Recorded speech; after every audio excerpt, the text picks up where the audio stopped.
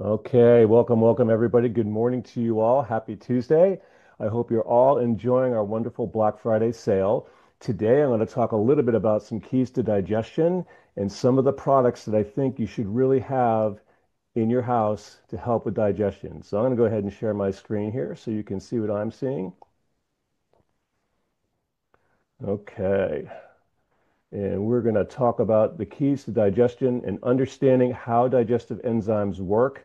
And it's important to know why things happen in the human body. And we have a plethora of enzymes, and we'll touch on those as well. So, what are digestive enzymes? Well, they're just basically a group of enzymes that help to break down macronutrients, things like fats, carbohydrates, and proteins. And it takes the body a lot of energy to digest your food, and any assistance we can give it, it makes it a lot easier for the process to happen when we're using digestive enzymes. Now, you've got a few different types. Proteolytic enzymes are needed to metabolize proteins. Lipases are needed to digest fats. Amylases are needed to break down carbohydrates. And there's a significant process that happens. So in the mouth, amylase is released and it starts to digest the molecules, and then it continues as food enters the stomach. The parietal cells of the stomach are then triggered into releasing acids like pepsin and other enzymes, including gastric amylase, and the process of degrading the partially digested food into what we call chyme. And chyme is this slurry of partially digested food that's going to make its way completely through the digestive system. Stomach acid also has an effect on neutralizing the salivary amylase, so then the gastric amylase can take over. In about an hour, the chyme is formed and it's propelled into the duodenum, where acidity triggers the release of the hormone secretin. So hormones start to get released in this process as well. And then when this happens, it actually engages the pancreas to release hormones, bicarbonate bile, and numerous pancreatic enzymes, of which the most relevant are lipases, trypsin, amylase, and nuclease. The bicarbonate changes the acidity of the chyme from acid to alkaline. This is really important, which has an effect of not only allowing the enzymes to degrade, but also killing off bacteria that will not survive in an acidic environment. So a lot going on. Now, our body makes a lot of different digestive enzymes. So let's take a closer look at what each of these does and why they're there. So amylase, as we said, that starts in the salivary glands when you start to put food in your mouth, and it helps to break down starches into simple sugars to facilitate digestion. You have alpha galactosidase, which helps break down starches and hard to digest foods, including gas causing ingredients like beans, broccoli, Brussels sprouts, and cabbage. So you'd see a lot of this if you were eating these types of food. Cellulase is responsible for the digestion of cellulose. And this is a type of fiber that's found in the cell wall of many types of plants. So if you're eating, say, lettuce and tomatoes and you've got some broccoli on there, it's going to be very helpful breaking down these foods. Glucoamylase is another digestive enzyme, and this is responsible for the digestion of cellulose, again, a type of fiber found in the cell wall of many types of plants. Invertase aids in the hydrolysis of sucrose or table sugar into fructose and glucose. So you can see already all these different enzymes are doing magic work inside our body. Now, you may have heard of people being lactose intolerant. Well, they actually lack the enzyme lactase, and this helps to break down lactose, which is a type of sugar found in milk and milk products and even some dairy products like cheese. Now, lipase is an enzyme produced by the pancreas that helps your body digest and absorb fats. Peptidase helps to break down the peptide protein chains into individual amino acids. So you have these protein chains, these peptide proteins, right? And they're in these longer chains, and they need to be broken down further. So this is where peptidase comes in, and it really does a great job at breaking down into individual amino acids. Phytase is another one, and this helps to facilitate the breakdown of phytic acid, which is a natural compound found in plant seeds, as well as nuts, whole grains, and legumes. So if you're over the holidays, say Thanksgiving, and we were kids, we used to have a big nut bowl. We had all sorts of like Brazilian nuts and walnuts, and we would eat those.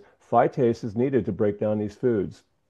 Now, protease breaks down long chains of proteins into smaller units known as amino acids, right? So amino acids are very important. We've got maltase. This breaks down maltose, a disaccharide compound of two glucose molecules into individual glucose units. Again, we're breaking them down to further help the digestion. This enzyme is essential for digestion of maltose derived from starch breakdown. And maltose is produced in the small intestine and plays a significant role in carbohydrate digestion.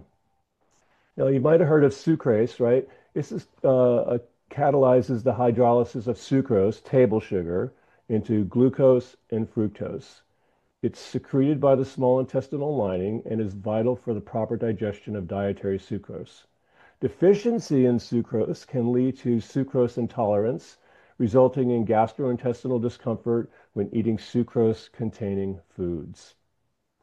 The benefits of enzymes: they help boost our nutrient absorption, they support digestive health, they may prevent gas and bloating, and may reduce stomach acid. And I think it's essential. We make less and less enzymes as we get older. I think it's essential for everyone to be taking some kind of digestive enzymes. And who needs digestive enzymes? People who are craving certain foods, people with thyroid issues, heartburn, indigestion, and burping. People could benefit from that. Hair that is thinning or falling out, and dry or lackluster skin. These people may need some digestive enzymes. Again, who needs them? People have trouble concentrating or have brain fog. If you have morning fatigue, if you have trouble sleeping well, if you've got arthritis or joint pain, muscle weakness or feeling too tired to exercise, mood swings, depression or irritability, and headaches and migraines are other signs that you might need some digestive enzymes. Again, the enzymes are there to help break down the foods. These are the symptoms of what's happening if we don't have enough enzymes in our body. And so are enzymes in food enough? I don't think so. I think certain foods do, like pineapple contains bromelain. That's a great enzyme as well. But I think we all need to supplement and have some type of supplement regime. So what depletes these enzymes? Well, poor nutrition, stress. Stress is a big enzyme depleter. As we age, again, we're making less enzymes, some specific medicines, and even certain problems like endocrine pancreatic insufficiency. All you need to know is that sometimes people will have certain health challenges that are going to contribute to depleting the enzymes. And of course, Young Living makes a plethora of enzymes. We have Essential Zymes 4, KidSense Mightyzyme, Detoxzyme, and Allerzyme. And, I like Essential Zymes 4. They're very convenient. I eat those with my two largest meals. Our kids need enzymes. Let's face it. They're, going to school. They are exposed to stress just like we are. Detoxzyme and Allerzyme are our two most potent. I like to do a month on and off. So currently this month I'm doing a protocol of Allerzyme in the morning, Allerzyme in the evening. And then I also do Essential Zymes 4, like I said, with my two largest meals. So there's a lot of things you can see. There's a lot of information out there on how to use enzymes. This is a great tool right here.